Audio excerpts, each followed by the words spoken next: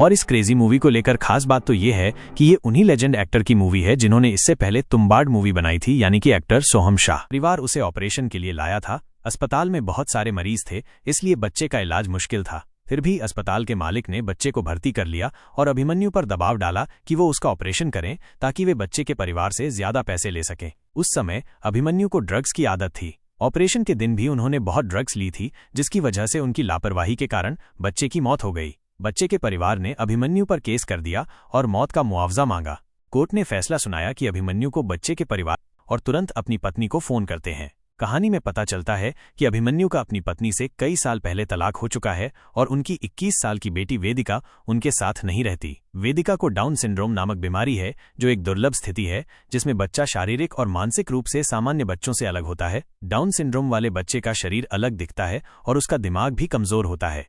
अभिमन्यु अपनी पूर्व पत्नी को फोन करते हैं और बेटी के बारे में पूछते हैं। उनकी पत्नी जवाब देने के बजाय उनसे झगड़ा करने लगती है। वो कहती है कि तलाक के बाद से उन्होंने अकेले ही बेटी को संभाला है। अभिमन्यु ने तो बेटी की वजह से ही उन्हें तलाक दिया था, क्योंकि वो हमेशा वेदिका से नफरत करते थे और उससे लड़ते थे कि उनकी बेटी सामान्य क्यों नहीं है और उसे ये बीमारी क्यों हुई है। वो कहती है कि वेदिका छोटे मोटे काम भी नहीं कर पाती, जो उसकी उम्र के बच्चे आसानी से कर लेते हैं। इन्हीं लड़ाइयों के कारण अभिमन्यु ने उन्हें और बेटी को छोड़ दिया था और तलाक के बाद से वो बेटी से मिलने भी बहुत कम आते थे और हमेशा उस पर गुस्सा करते थे। अभिमन्यु कहते हैं कि उनके पास इन बातों के लिए समय नहीं है, बस उन्हें ये बताएं कि वेदिका कहाँ है। उनकी पत्नी बताती हैं कि वो स्कूल में है और उन्होंने सुबह ही उसे छोड़ा था। ये सुनकर अभिमन्यु थोड़ा शांत होते हैं, सोचते हैं कि फोन करने वाला झूठ बोल रहा है या मजाक कर रहा है। इसलिए उन्हें लगता है कि कोई उनसे मजाक कर रहा है और वो गाड़ी चलाने लगते हैं।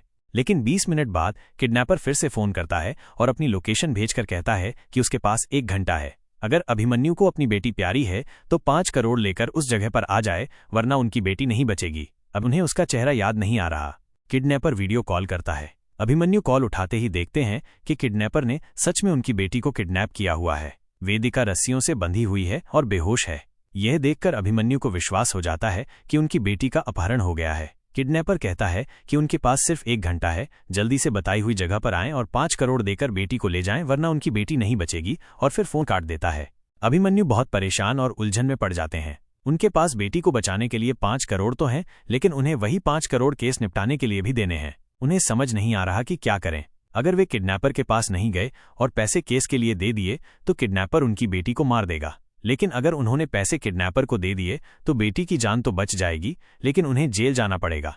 इस मुश्किल में अभिमन्यु अपनी गर्लफ्रेंड को फोन करते हैं। तलाक के बाद से ही उनका अपनी इस नई गर्लफ्रेंड के साथ संबंध है। वो अपनी गर्लफ्रेंड से 5 करोड़ मांगते हैं और कहते हैं कि उन्हें तुरंत पैसों की जरूरत है। उनकी गर्लफ्रेंड कहती है कि उसके पास इतने पैसे नहीं हैं, लेकिन वो पूछती है कि क्या बात है।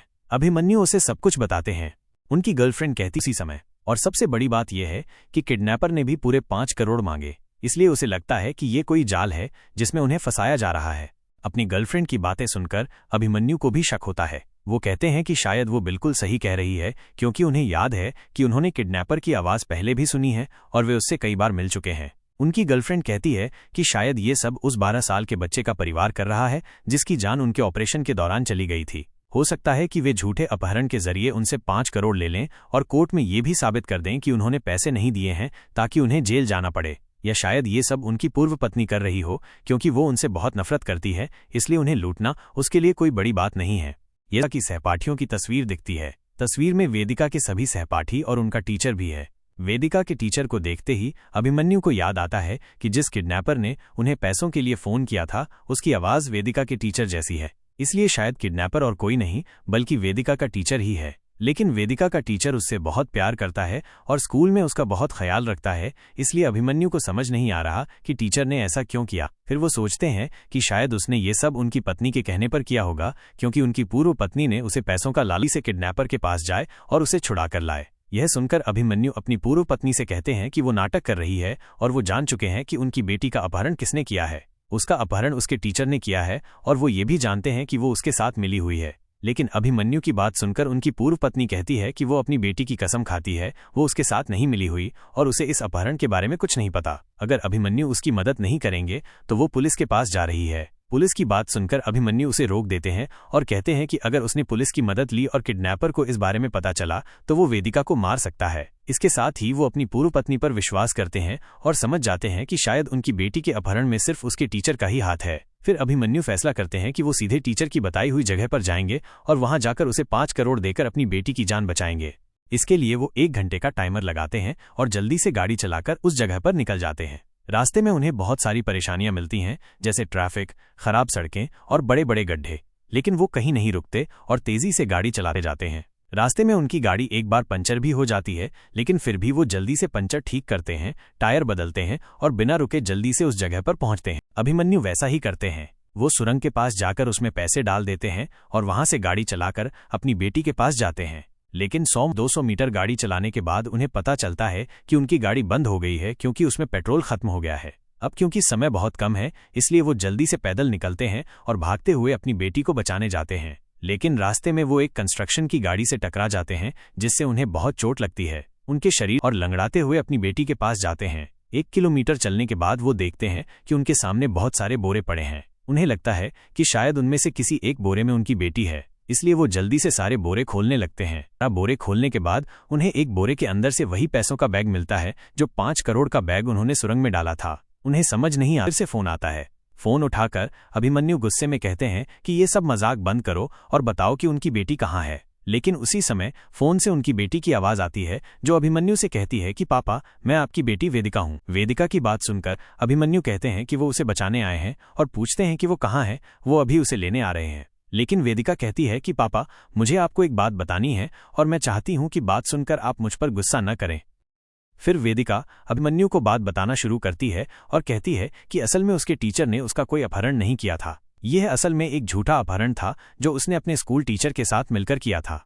अपनी बेटी की बातें सुनकर अभिमन्यु हैरान रह जाते हैं और समझ नहीं पाते कि उनकी बेटी ने ऐसा क्यों किया। लेकिन वेदिका आगे कहती है कि पापा, जब से मुझे समझ आई है, मैंने देखा है कि आपने हमेशा मुझे नापसंद किया है और मुझसे नफरत करते रहे हैं। मैं जानती हूँ ऐसा इसलिए क्योंकि मैं दूसरे बच्चों की तरह नहीं हूँ और आपको एक स्मार्ट और इंटेलिजेंट बेटी चाहिए थी जो मैं बिल्कुल नहीं लगती थी। लेकिन पापा, असली बात तो ये है कि मैं भी बहुत इंटेलिजेंट हूँ और इसलिए मैं इस बात को आपके सामने साबित करना चाहती थी कि मैं इंटेलिजेंट और स्मार्ट हूँ, ताकि आप मुझे वो सम्मान दें जो मुझे कभी नहीं मिला। इसलिए पापा, मैंने ये सब सिर्फ इसलिए किया ताकि आप मुझे प्यार और सम्मान दें। इन सारी बातों के बाद फोन कट जाता है। फोन कट होने के बाद अभिमन्यु का दिमाग हिल जाता है और उन्हें समझ नहीं आता कि उनके साथ ये सब क्या हुआ है। लेकिन अगले ही पल उनकी बेटी उनके सामने आती है और अपना हाथ बढ़ाती है। उस समय अभिमन्यु समझ जाते हैं कि उनकी बेटी वेदिका बेवकूफ नहीं बल्कि बहुत समझदार लड़की है और उसने ये सब सिर्फ इसलिए किया ताकि वो अपने आप को अपने पिता के सामने साबित कर सके। इसलिए अभिमन्यु अपनी बेटी वेदिका की स्थिति समझते हैं और हंसते हुए उसका हाथ पकड़ते हैं और उसे अपनी बेटी के रूप में स्वीकार कर लेते हैं। इसके बाद वेदिका को अपने पिता से वो प्यार मिलता है जो उसे जीवन में कभी नहीं मिला था। और फिर ये पूरी फिल्म यहीं पर खत्म हो जाती है।